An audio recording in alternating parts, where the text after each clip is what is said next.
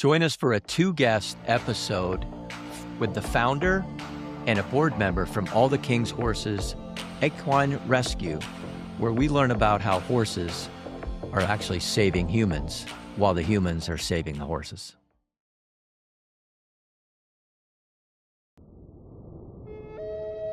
The Elven Star Podcast. And now your host, Kevin Ferry. Hi, I'm Kevin Ferry. Welcome to the Elven Star Podcast. Today's guest is Mary Santagada from All the King's Horses Equine Rescue. Welcome, Mary. Hi, thank you so much for having me. It's awesome to have you here. We've just met a little while ago, but I've heard a lot about you from Brian, who helps us find great people to come on. And I told you that you are our number 3 rescue. So I'm becoming like the podcaster for rescues out there. But I've never had horse rescue people on, so this is pretty cool.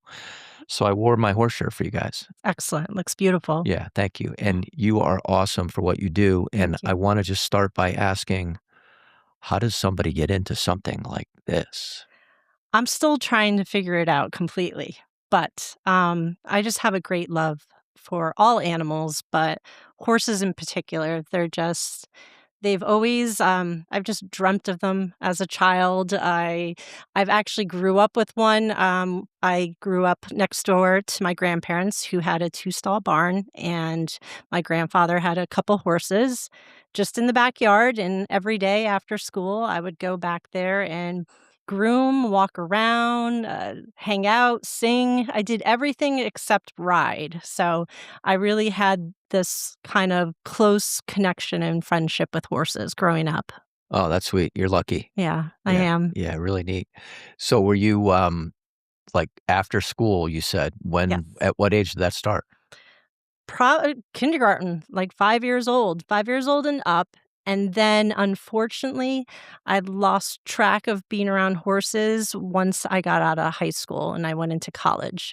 But once I graduated from college, I made an attempt to get back into it, and I adopted my first horse when I got out of college. So you ultimately lost your marbles in college, found them once you left. Correct. All right, perfect. A common theme, it seems. Yes. Cool. What kind of horses did your grandfather have? He just had your random mutts, if you'd like to say that. We had a pony, and we just had probably something close to like a quarter horse, but nothing special. Well, they're all special, but But you never rode. no, never rode. Was that because it was his rule, or they weren't for riding, or? At the time, I didn't really care about it, and I had a very protective mother who she's still protective, and that just wasn't something we got involved with. Oh, okay. Yeah. Okay. So, but you dreamt about horses. Like Oh, you did yeah. now. Yeah. So you're a manifester. You know that. Yes. Yeah. Yeah. Powerful, powerful people. Yeah. And by the way, all of us can do that. You Mhm. just reach into imagination, Mhm. feel as if you already have the thing that you're imagining, and voila, the universe will Yeah. provide, correct? Well, I could tell you what my dream was, and, besides the universe providing, I have strong faith, and, I definitely think, God gave me that great love, and, I just went in and did it, and it was a gift, and it was, something that I was good at, and, I just remember that dream. I'd lay in bed as a kid, and I would think about saving this black horse and running him into the barn when there was a storm. And over, it was that dream. Perfect. Yes. Yeah. And faith is required. Yes. Manifestation does require Yep. faith, but it also requires dreaming of the end, from the Mhm. end, not dreaming, oh, what it's going to be like when I have it. Yeah. You were dreaming, you already had it, and Yeah. you were rescuing the horses. Yeah. That's the key to manifestation. Mhm. So great job. Thank you. All right. So let's hear about what you started here, like I think 12 years ago or so. Is that it? 16. 16. This Okay. May will be 16 years. And it actually started at that 2-stall barn that my grandfather had. And The first horse we rescued was in 2010, and his racing name was Easter Guardian. He was an off-track thoroughbred, and to this day, we actually still have Easter Guardian at the rescue. Whoa. Yeah, so he was amazing. We purchased him at a livestock auction. He still had his racing shoes on, so unfortunately, in horse rescue, a lot of horses get dumped when, they're no longer good at doing what the owner wants them to do. And in his case, he was 9 years old at the time. That's pretty old for a racehorse. And he had close to 50 starts. So that's a lot for a horse. And he was dumped at an auction, and that's where we bought him. Tell me what that really means. I get it. They're Mhm. not useful to the owners anymore, so Yes. they're dumped. But what is the dumping process? Where would they typically wind up if it weren't for you? Well, there's multiple places that they can end up. A lot of times, if you want to get rid of them quickly, they would bring them to a livestock auction. And at an auction, you actually get paid for, bringing your horse. I'm not quite sure how much money, but you would get paid and you wouldn't have to do any work to get rid of them. So it's instant gratification. And there are buyers where it could be a regular person like you or I, or there's also horse dealers, which might buy horses for slaughter, and they would go and be sold for meat. I see. I Yeah. see. All right. So I don't know much about that. Is that Mhm. something that's happening in this country? People are eating that here, or Well, in this country, it was banned, but it's still available in Europe. So the horses would be transported to Mexico or Canada to be slaughtered. So the slaughter plants are no longer in the United States, but the U.S. still uses horse meat to feed big cats. So horses are still processed in the United States for big animals, like at zoos. oh, Yeah. okay, okay. All right. But this horse, Mhm. who was already 9, did you say when you Yep. guys got him, Correct. is still with us? Yeah, he's turning 25 in May. Wow. Yeah. So is that super old for a horse? For a thoroughbred, yeah, it's pretty old, but especially a thoroughbred. They, they have a lot of wear and tear on them. Their bodies, they're not meant to run at full speed in circles at the age of 2. And they're hard keepers, and that means, like, they're tough to keep weight on, they're tough to keep sound. Um, they're kind of dramatic in the horse world. Yeah, because Yeah. they were really given, like, a specific diet and a Mhm. regimen and kept away from certain things Yeah, and right? correct. Not very natural, I guess. No, Yeah, no, they were bred for speed, and yeah, that's it. yeah, So okay. he's still with us, but he had been adopted, from us, and he had a home for 8 years, and he did great. He did hunter jumpers, he was winning ribbons, and unfortunately, he came back to us because he was no longer able to do that, and, that's another unfortunate thing in the horse world. A lot of people no longer want horses when they're not able to ride anymore, and that was Buddy's case. That's his farm name, we call him Buddy. And, now he has a grade 4 heart murmur. He has COPD. He has a lot of issues that, older humans go through, he has, and he's not rideable, and on top of that, he's not the most cuddly of horses because he's a businessman. He had a job, and he was great at his job, and so cuddling isn't his top priority. I gotcha, I Yeah. gotcha. So, of course, when you are rescuing horses, Mhm. the ultimate win for you would be to have someone adopt the horse Correct. and not return it necessarily. Correct, But yes. when that happens, you will We're there for the life of the yeah, horses, yeah. and that's important to me because we do ask for donations, and we have people who follow us, and it's important to those people to know where those horses are that they give money for, and, we have a lifetime contract that we have people sign, so for whatever reason, no questions asked, any horse adopted from us could come back. So you want them to know that you Yes. don't want them to do something drastic. Yes. Just if you can't take care of them, we'll take it back. Correct. That's awesome. Yep. Let's go right now and let people know where they can donate to your Mhm. rescue. So we have a website, which is all the King's Horses equinerescue.com, where and there's a donate button there. And we also have We're on TikTok, we're on Instagram, and we're on Facebook. And you guys also have I guess, a third party that has looked at your are you not-for-profit, right? Yes, we're nonprofit. And have looked at you, and you have really high rankings. Yes. Yep. Tell me more about that. We're high rankings with GuideStar. We have a platinum approval seal, and that just is that what you're talking about? Yeah. Yeah, and that just shows that, all our paperwork is out there. You can review, our tax files, anything you wanna see, and, it shows what we do with our money. Cool. Yeah. So you said you started at your grandfather's Yes. farm. Yes. Are you still there? No, so that was and it's kind of funny because that two-stall barn was not built for a thoroughbred. That was 16, I think he's like 16'1", which still isn't that tall, but, there was ponies in there, so he kinda I have a great picture of him at first kinda, like, crouched down in the little stall, but no, we rented a barn, and that's in Norford, so the main barn itself is 5 stalls, and then we have another area where that it has two-stall shed rows and 2 run-in sheds, and we've just built up from there. Oh, that's cool. Yep. So I'm gonna ask you, where the heck is Norford? It's in Connecticut, right? Yes, it's part of North Branford. Okay. All right. Well, there's 168 towns, villages, boroughs in Connecticut, and Right. even people who have lived there like me their whole lives, Yes. I don't know them all. Yeah, no, me neither.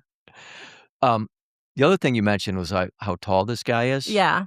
16.1 Yes. hands? Yes. That's all I know about. Well, what's a hand? A hand is 4 inches. Okay. So every 4 inches creates a hand in the horse world. Okay. Do you have any idea why that came to be? They called that a hand? I'm not sure. It's something I'd like to look into, though. Does it have anything to do with, like, the average person's, like, width of their fingers or something like that? Maybe. We don't know. We Okay. don't know. I'll have I to wanna look it up. I wanna find out. Well, I do now too. Okay.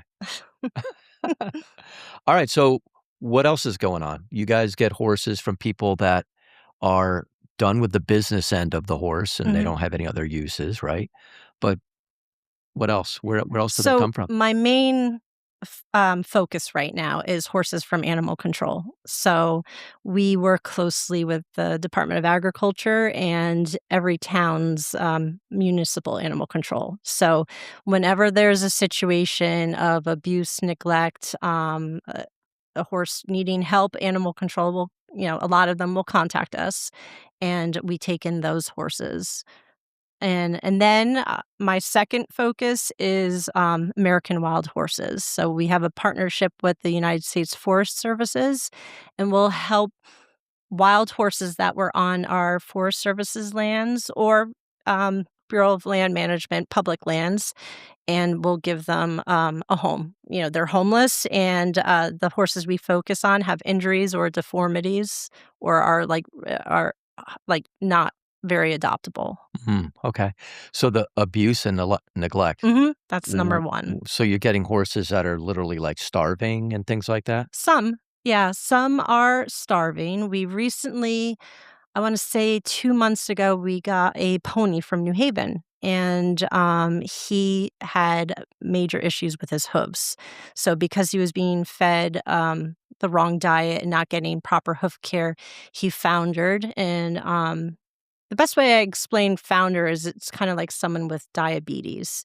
So having too much sugar in their diet, his coffin bone in his hoof rotated, and it's very painful. So he's requiring a lot of, hoof care right now.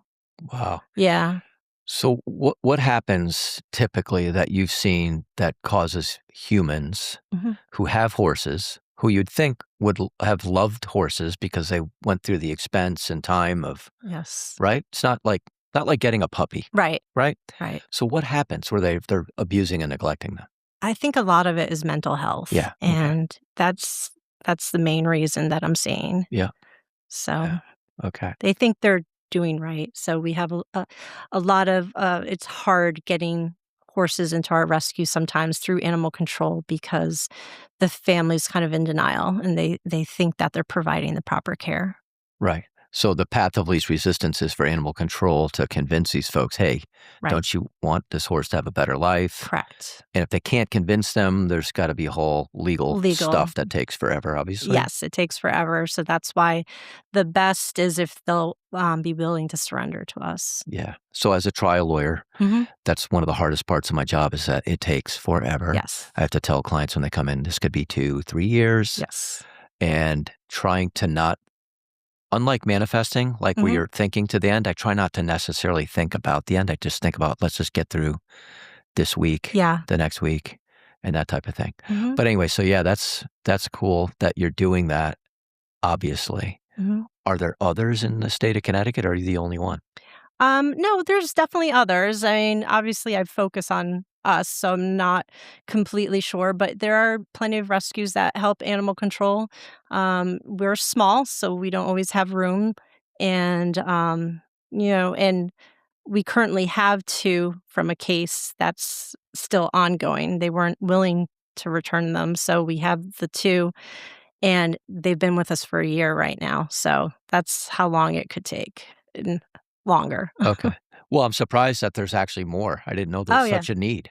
Oh, yeah. There definitely is a need. Yeah. So let's talk about the wild horses. So you're Yes. actually having horses from the West Yes, brought all the way over here to Connecticut. correct. And they're injured in the wild, or they've got deformities. Tell me more about that. Yes. Wildlife is really hard, and the horses kind of been pushed out of everywhere that humans live. So their area that they live in is not very desirable. A lot of the harshest climates, and these horses, some climates have predators, not many, but the one in particular that we get a lot of wild horses from does have predators, a lot of mountain lions out in Devil's Garden, California. So some could have been injuries from predators. Some could have been injuries from other horses getting kicked. Um, we just received 2 yesterday, and one was a baby with restricted tendons, and that could have just been from growing too fast. And when you're born in the wild without any human intervention, you can't get the care that a domestic horse would get early on in life. So those, things like that causes a lot of problems for horses. Yeah. So tell me about that. These are domestic horses that got free and now they're trying to make it in the wild. Yeah, a lot of these horses were released from ranchers over time. There are some herds that have strong Spanish bloodlines, but a lot of them are mostly released from ranchers over time, and the population just grew because in general, there's no natural predators, just in certain areas. Okay.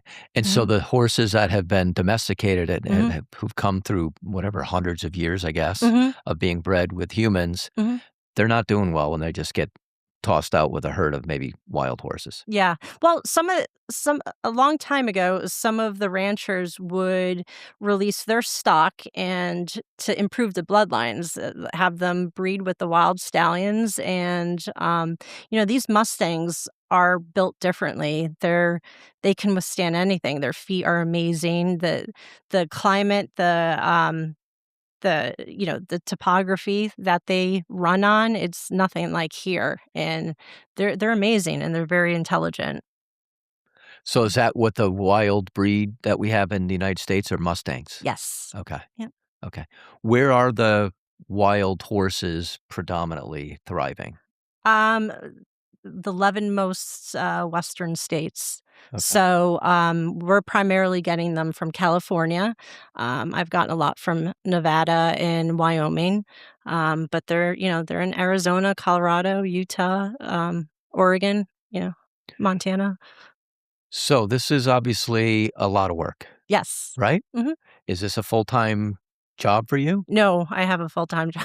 Okay. So how many people do you have helping with this whole rescue of yours? We probably have maybe a solid dozen of people that are committed and come when they're assigned to volunteer at the farm or for fundraising. We could always use more, that's for sure. Okay. So that's something else that people could go to the website to find out about? Yes, yes, Volunteer opportunities? correct. That's cool. And how many horses do you currently have?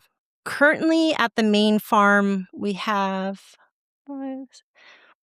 about 12 at the main farm. We have a few in foster care. We have 3 in foster care, and, sometimes we have horses in training if they're too much for us, but we don't have anyone in training at this time. Okay. What's in training? What does that mean? It will have a trainer that could if I get a wild horse in that is just too much for me, a trainer will gentle it. We call it gentling, and that means they'll make it so that you could approach this horse, you can halter the horse, you can lead it, you could, get it vetted, farrier care, get the hooves picked up, and, natural things for domestic horses. Okay. Yep. So the old terminology, I guess, was breaking the horse? Breaking, they would use, more for, like, riding. Oh, okay. Yeah, yeah. Okay. But I mean, I like the gentling name. Yeah, Sounds nice. yeah. Okay. And are any of the horses that you are rescuing and Mhm, then hoping to get out for someone to adopt, mhm. are they going to be ridden? Every so often, but we basically focus on the ones that nobody wants, and I've come to that because when we do have really good riding horses, a lot of them have come back when their job is no longer, when they're not able to do it. So I'm focusing on these horses, and we're getting a different kind of adopter, and an adopter who's looking for a companion for a horse they already have, something to just love on, and it's great, and they're falling in love with these horses that they want to be able to give them something, not get something in return. Yeah, that's awesome. Yeah. How long does it take for you to rehab a horse Mhm. and get it out for adoption? Yeah. It depends on what the issue is. Some horses take years. Some probably the quickest turnaround ever would be 8 months, if that. The average is definitely a year Wow. for every horse, so Wow. mhm. That's something. Yep. And so for one horse for 1 year, Mhm. what does it cost in terms of Ooh. food, services, shoeing stuff, or not shoeing, I guess, hoof care, I Yeah. guess you called it, all that stuff, everything you can think of. Yeah. That's a good You question. ever thought of it? I have, but it's more for healthy horses. Yeah. Because if you wanted to give an estimate for a healthy horse, maybe I could pull a number of 6 grand if you have your own property. If you're boarding, that's a different scenario. The boarding facilities charge anywhere from 550 a month to over 1,000 a month, depending on what services you're looking for. But if you have a horse in your own backyard, I'd guess maybe 6 grand, but we're looking at horses that are starved and require like a high diet, a lot more food, injuries that require a lot of vet care or farrier care, so all that goes up in price. Wow. Yeah. Yeah, so bring your money to Yeah. this horse rescue. Mhm. It's amazing. So You. you also do some, rehab of people as well, Yes, right? yes. Is that something that your, partner, I'm not sure what I should call her, but Yeah, someone who works yeah. with you is gonna talk about? Is Yes, that what we're Liz is gonna gonna do? talk about that. Okay. So we're kinda split this up into 2 people. Is Yes. there anything more that we can talk about in terms of what you're here to present about your rescue? Um our rescue, I like to call us, we're the bad news bears, and if you come onto our farm, it's different. It's, who has the injury to their face with bone exposed or who's missing half of their lip, a lot of horses that have these amazing stories to tell, and I think because of a lot of the trauma that they have undergone, that this therapy piece that Liz is gonna speak to really helps people. So it's a different atmosphere. Sounds like it. Yeah. How many acres do you have? Well, it's rented, and I believe it's around 19 acres. So, but the rescue doesn't use the full 19 acres. Okay. Yeah. Is that something that ultimately you'd like to see is have your own property? The end goal, I would love to have a sanctuary, and that would be where the horses aren't adopted out, that they stay for life.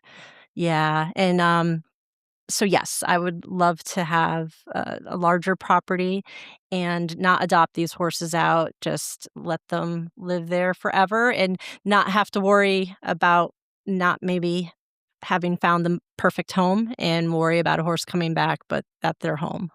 All right, so anyone out there that has, what, 500 acres or so? Sure, sure. 500 acres, you wanna Yeah, donate it because you need a tax break? Let's go. yeah, All the King's Horses Equine Rescue. yes. Thank you. Awesome, Mary. Thank you very Yeah, much. It was thank you great so to have you. much. It was so nice to be here. Yeah, Thank you. you're welcome. Now for the B side of the All the King's Horses Equine Rescue podcast. Now, the B side is gonna be where all the nuggets are, I think. Okay. Sometimes people never turn that album over to Mhm. find the B side, but here we are. And so I'm gonna welcome Elizabeth Liz Caplan. Thank Welcome. you. Thank you. And from what I understand, you became involved and are now a board member Mhm. and also have brought some horse therapy. Mhm. So we're gonna talk about all those things. Okay. But let's start by just telling everyone how you got involved. Yeah, so, oh, 17 years ago, I was in my veterinarian's office with my daughter, and I see this little flyer saying, All the King's Horses Equine Rescue is looking for some volunteers. And I'm literally down the street, and I said, How do I not know about this? So I emailed, and my daughter was very young at the time, maybe 7 or 8 years old, and we started volunteering. And, horses are big and they can be very exuberant. And she decided that was not her thing. So I continued on and I just got very involved. When we first started, I met one horse and I felt it was love at first sight, and this big, beautiful, bay mare. Her name was Legitimate, and I really didn't know anything about horse care. I just knew they were beautiful. I had, ridden when I was younger, in my 20s, and I just wanted to be part of this.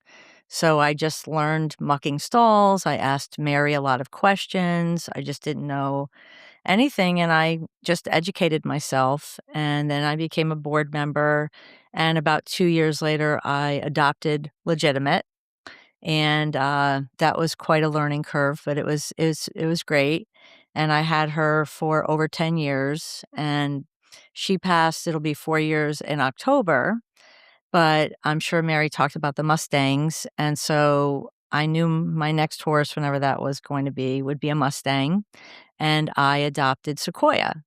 So, yeah, it's been quite a journey, and, it's been transformative, quite honestly. Sounds wild. Did you have to move to find a place for your horses, or were you in a place where you already had that capability? Where it's down the street. There's a farm down the street, Okay. and, yeah, she lives maybe 2 miles from the rescue, very close and close to my home as well. Oh, that's sweet. That's Yeah, sweet. yeah. So how long ago is this all now? So I adopted Legitimate about, I don't know, 11, no, like 14 years ago. She lived for 10 years. Now I've had Sequoia for 4 years. So, yeah, so it's been horse world for quite a long time now. I feel Wow. pretty good about it. Wow. And, how's it being a board member for a rescue like this?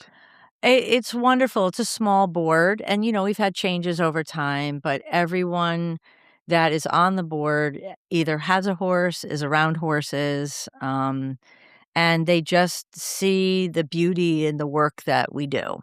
And, being a small rescue has its challenges, of course, financially, because we're, volunteer led, and horses eat a lot. They require a lot of veterinary care, but everyone is so lovely and wants to pitch in wherever is needed, whether it's fundraising or we have an open barn coming up to, help with the public, educating the public. So we've got a great people on the board. Cool. What's the, board's biggest, item on its wish list? Oh boy, that's a tough one. I'd say probably the cost of hay, helping to pay for the hay that comes. I want to say it's every few months we have to get a trailer load of hay, and that costs around $7,000. So, fundraising for that is important because that's something they eat, all year round, and it's quite expensive. Are there, like, people that have lots of property that they're not really farming all that much, that just have fields that could be hayed, and you guys could get that? Yeah, I'm not really sure. I mean, the people we get the hay from are local, and I know they're very dedicated to their product, and I don't know, but that is a good question. I just feel like, Connecticut has all these little hidden areas, Mhm. and there's people that probably have big pieces of land that you can't see Mhm. from a road, and if a guy that does hay knew about all that acreage with a bunch of grass growing, Mhm. hook these people up somehow. The guys could sell his hay, you guys can maybe get part of that. But anyway, just thinking out loud. Yeah, absolutely. So, Appreciate it. one of the things I heard about that you're involved in was the, therapy, horse therapy. Yes. So, this is pretty awesome, and by the way, I've done this in Costa Rica Mhm. and Kabuya, Montezuma, at a horse rescue, and I think it was Horse Spirit Rescue at Residence Ranch. It's the Okay. name of the place, and this woman, Letitia, it was a one-day thing I did, and it was amazing. We were just probably what you do too, but just we kind of had a circle, and we all talked about why we were there, kinda connected, emotionally got to know each other a little bit, what we were hoping to get from it, and then we would go out into this large area that was fenced in and try to connect with a horse, right? Mhm. And see if you could make some sort of contact. Mhm. Is that the same thing? Yeah, so there's several layers to this. So part of it is we actually have clients that come, and they're mostly children, ages anywhere from 7 to young adults, and they've come with therapy goals. So if you see a therapist in an office, you go there for a specific reason, whatever that might be. So we have certified clinical social workers and clinicians that come to the rescue. We have our clients, and so it's sort of like talk therapy, but the big thing is the horses are our partners. So along the lines of what you're saying is a client will come, and let's say it's a child who wants to work on building communication skills. Simple. So horses and any animal being nonverbal, you have to have some power of observation, kind of seeing how the horse is feeling or whatever their mode is that day. And so we talk about, well, what do you think is happening right now? So we ask a lot of questions, or the therapist might ask questions, or they may ask me a question, which I always throw back to the client because the idea is learning powers of observation.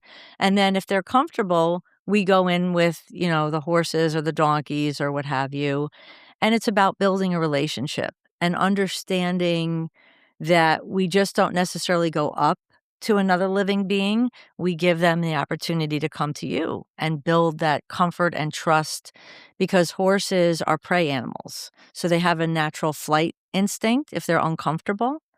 And so it's building that trust, building that confidence, being able to communicate your needs as a client, being able to understand what the horse needs or the donkey needs. And so it's somewhat like that. And then in addition, we do these workshops where we have groups of people come in, kind of like what you did. And we talk about why are you here? What are you looking to get out of it? And I'll give you an example. So we had this one workshop, and it was a group of women, and one of the women is having some significant health issues. And we went in with the donkeys and one of our horses, Mustang, her name is Cat, and the three of them live together. We call them the trio.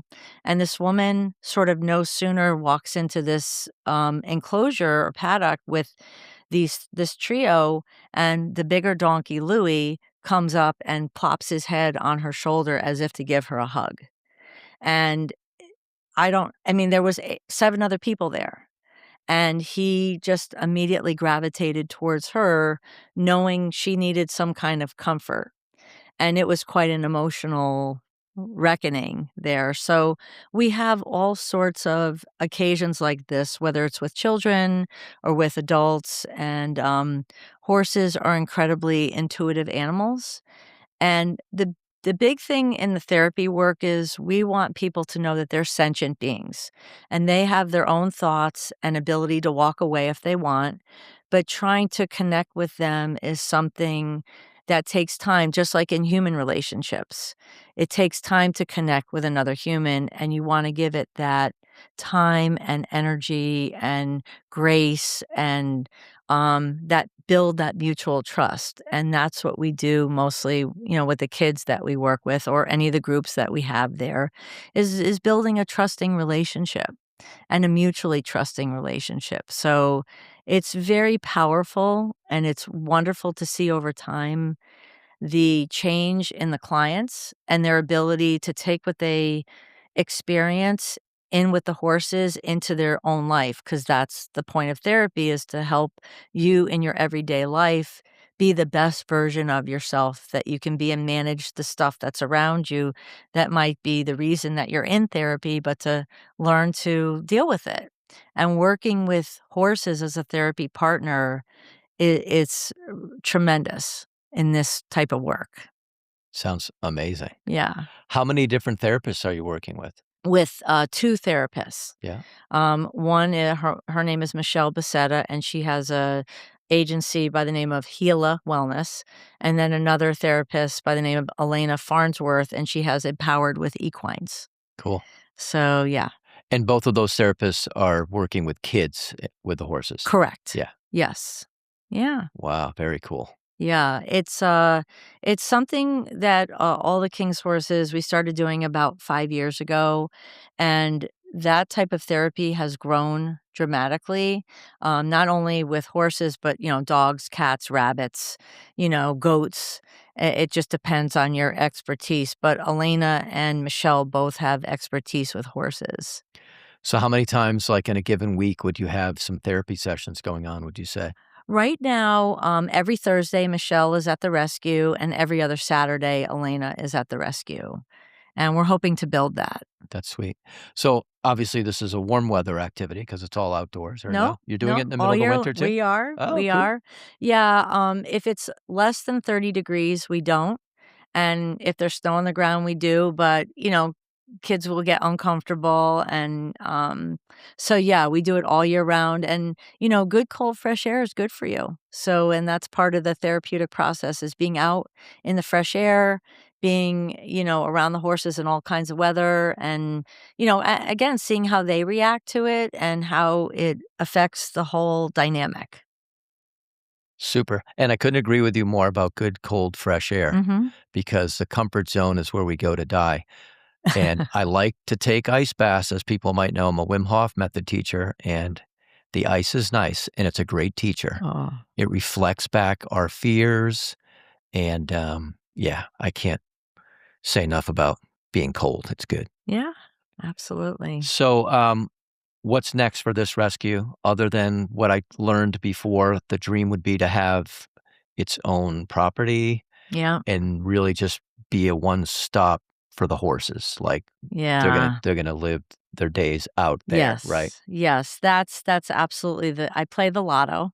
I do. I'm honest about that, and there's a property in Northford that I think would be perfect for this endeavor, and, it would be great for this to come to fruition, and Mary really wants to have a Mustang sanctuary and for them to stay wild, but stay safe and be able to be taken care of for as long as they live, and that would be fantastic. We're looking to grow the therapy business. We wanna do some more groups of people. It could be veterans, maybe some corporate retreats, things like that, company retreats there. I'm an artist and art educator, so I wanna do some art retreats there as well. So we wanna be diverse, and being around in and around horses and being outdoors is as we just talked about, is so healthy for the body and the mind, and, having some place someday to have this beautiful space where people can come and just kind of breathe and relax and be around these amazing beings is truly magical. Yeah. Speaking of art, I have this vision of, I don't know, I think way back when, seeing a video of a horse that actually painted. Yeah. Is that something? Am I making this up, or is No, this really no. So uh, we do original horse paintings. So what we do is we'll get a canvas And the client can put different colors on the canvas, acrylic paint, and then we cover it either with a Ziploc bag or a trash bag, and then we'll put some food on top. And with their nose, sometimes they step on it, or with their noses as they're eating, they move the paint around. And then when they're done with their food, we take the plastic off, and voila, we have an original, donkey painting or, Mustang painting or thoroughbred painting. Yeah. Are they signed? No, they're not signed. They're Okay, not okay. signed. We signed for them, Okay. but yes. You haven't figured out how to do No, we haven't an figured. ink No, a hoof hoof print. print, not yet, but maybe that's next on the list. Wow, this sounds like a cool place. I wanna come see it. Please, anytime. And we do have an open barn coming up. I don't know if Mary said the date, but it is on social media, and that's where the public can come in for free. We have all this horse education. We put up flyers about the horses, but there are volunteers that can talk about the horses. We have some raffles, we've got merch, all of that. And we also partner with other rescues. So there'll probably be some dogs and cats there. There might even be some birds there as well. So, yeah. Who are you hooking up with on the bird rescue? Because I know the bird rescue lady in Deep River, I think, right off of Route 9. I'm not sure of the I can't think of name. the place right now. It might be on the flyer that's on the Facebook page, but Okay. I'm not sure. Okay. Yeah. It just made me think I'm gonna have her on too, so that'll be my 4th rescue. Yeah. Yeah, it's cool. What's the date of the open barn? Do you know? I'd have to look on my phone. I'm not sure off the top of my head. I wanna say it's in May sometime. Okay. I have to look. I apologize. That's fine. When we put this out for public consumption, we'll make sure we prominently display that. Thank you. Yeah. Yeah. Thank you very much, Liz. This was an awesome little chat. Thank you. Yes. Appreciate it. We appreciate it too. We have a few little gifty things for you Oh, if I I love it. can. I love it. Sure. All right. Super nice. So we have an All the King's Horses baseball hat. Oh my God, that's awesome. That is a nice lid right there. Yeah, got a little little water bottle. A little baby there. blue. Sweet. And is this all going to be available? Yeah. At the open barn? Yes. Got some socks. Cool. Cool socks. All right. Whoa, you guys are loaded with merch. Yeah, I think that's all we have. This today. is very good. Yeah. Very, very good. Awesome. Thank you so much. You Thank guys you. are doing great things in the world. Really We appreciate it. We appreciate you. Thank you for having us. All right.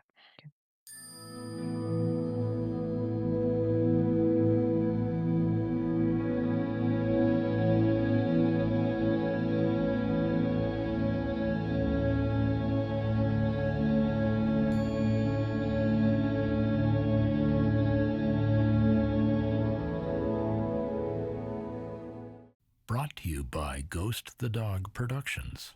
Barking from the rooftops, baby. Ooh. The Elven Star Podcast is underwritten by Ferry Law.